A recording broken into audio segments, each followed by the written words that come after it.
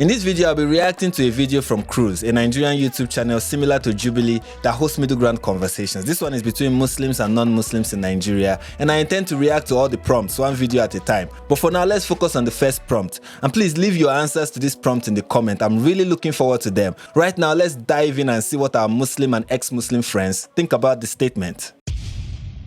There is no valid reason to leave Islam at any point. If I know something is totally right, and I'm ready to go into that thing, to practice that, then at no point in time should I say no. If at any point in time I choose to leave that, then that means fundamentally that thing is definitely, there's something wrong, either with my knowledge of that thing, or meaning there is fundamentally something wrong somewhere. What he said is correct, and if you're a Muslim or a practitioner of a monotheistic religion, this should be your position. I find it really interesting that other Muslims on this panel didn't raise their hand in agreement with this prompt. He says there is no valid reason to leave Islam. He didn't say there is no reason to leave Islam. Those two are different. There are reasons to leave any religion, even Christianity, but are those reasons valid? I don't think that's always the case. A valid argument is based on the truth. So if based on the truth you believe that there are reasons to leave your religion, why remain? How can someone stay in a religion they believe could be proven wrong with valid reasons? Well, let's find out. People have reasons for leaving Islam, and the reasons are not actually because of the fault of Islam. No, it is not because Islam is faulty. Definitely. People might have less understanding about certain aspect of the religion, and for someone who doesn't understand Islam, it might be a reason for them to leave Islam. And other reason is because of the behavior of Muslims. Yeah, there are extreme Muslims everywhere.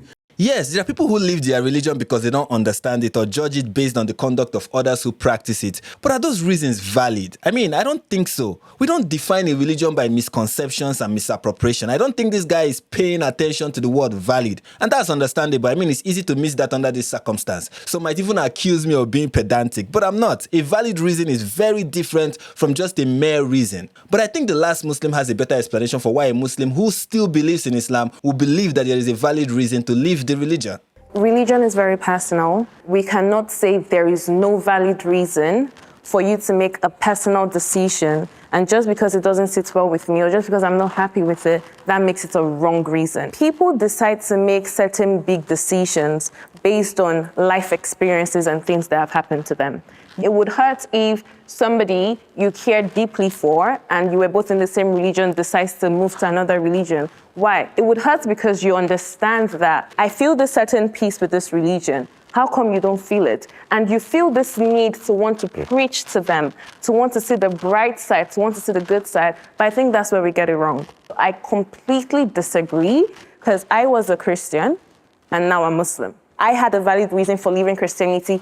They would have valid reasons for leaving Islam, and it's peculiar and personal to them. So we can't decide what's right and what's wrong. At the end of the day, it's your relationship between you and God, whatever God you serve. Exactly. It's religious relativism that will make a Muslim hold such a position. But that's not an Islamic principle. Islam does not promote pluralism. Anyone who isn't a Muslim is deaf, dumb, and blind. And those are the words of Allah. The Quran itself declares that their reason to disbelieve is not valid, and it has harsh words for the disbelievers. See, believing that there is no God but Allah and Muhammad is his messenger comes with terms and conditions. And one of them is viewing disbelievers as the worst of creatures. If you object, just know that you are objecting to the words of Allah, and that's not allowed in Islam. You must follow all the teachings of the Quran. You don't get to pick and choose. Otherwise, you are what Surah 2 calls a hypocrite. And that's not my judgment. That is the judgment of the Quran. But hopefully we should get valid reasons to leave Islam from the ex-Muslims. So let's see what they have to say. As an ex-Muslim who was born into a neutral religion household, my mom's a Christian, my dad's a Muslim. I actually had a taste of both religions before I got into the university. The time I was in secondary school, I always get a comment oh,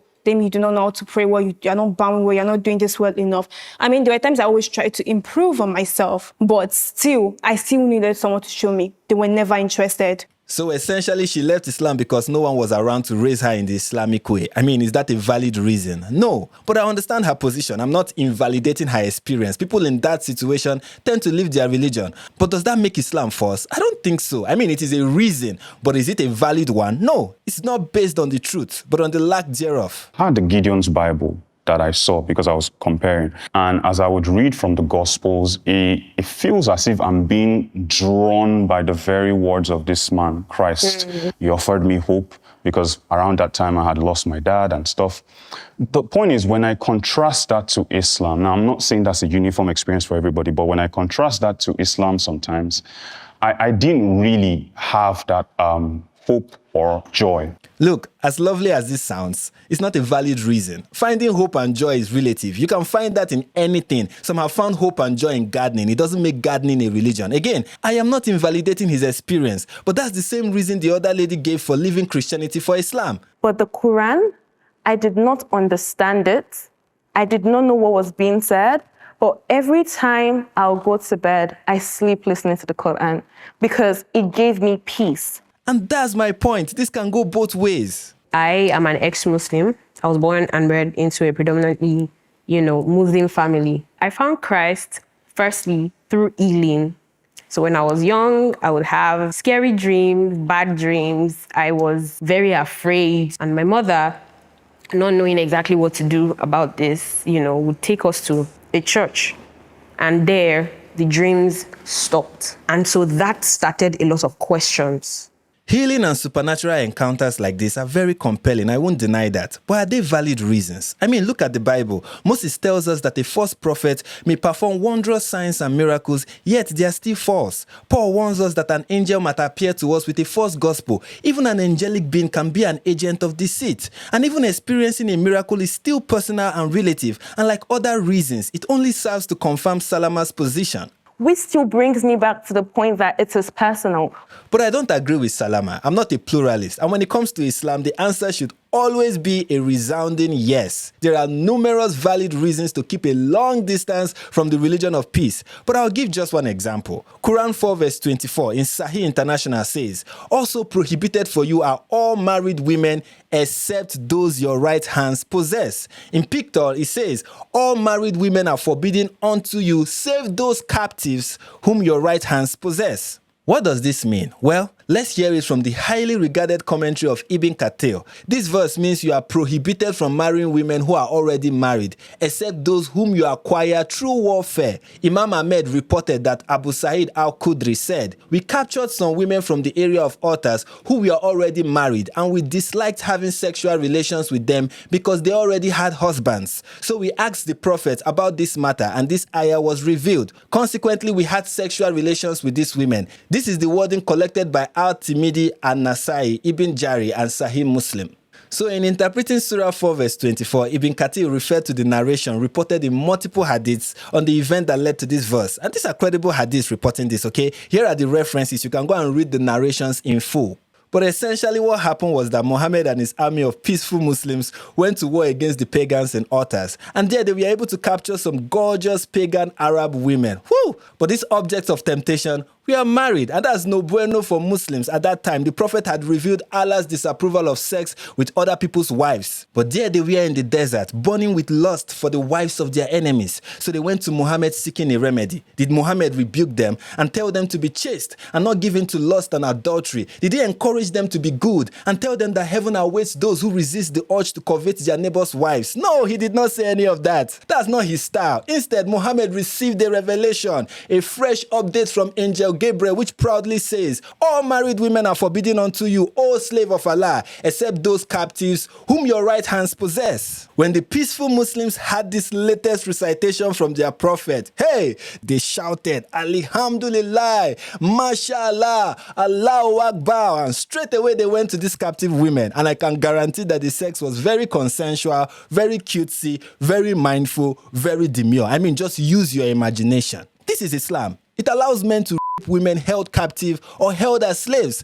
as long as their right hands possess them. Muhammad did it, and so did his companions. Even today, the consensus among jurists render this practice permissible. It is in the Quran, it's in the Hadith, it is an undisputed part of Sharia. I mean, I wish I was making this up, but I'm not. I mean, if rape is evil and Allah permits rape, then Allah is permitting something evil. How then can you call him merciful? He is not. He is brutal, cruel, and despicable. He doesn't deserve your worship. He deserves ridicule and disdain. So I find it interesting and ironic when a woman, especially one who identifies as a feminist, claims to be a Muslim. I'm Salama, a Muslim, and a feminist. Look, I'm not trying to mock anyone. It's not uncommon to find people who don't understand what it means to be what they claim to be. But I'm encouraging everyone to seek to understand the ideology or religion they profess. Personal experience is not enough. You might find peace, joy, and sound sleep by listening to Quran recitations in Arabic. I can't invalidate that experience, but bear in mind that what is being recited may include Surah 424,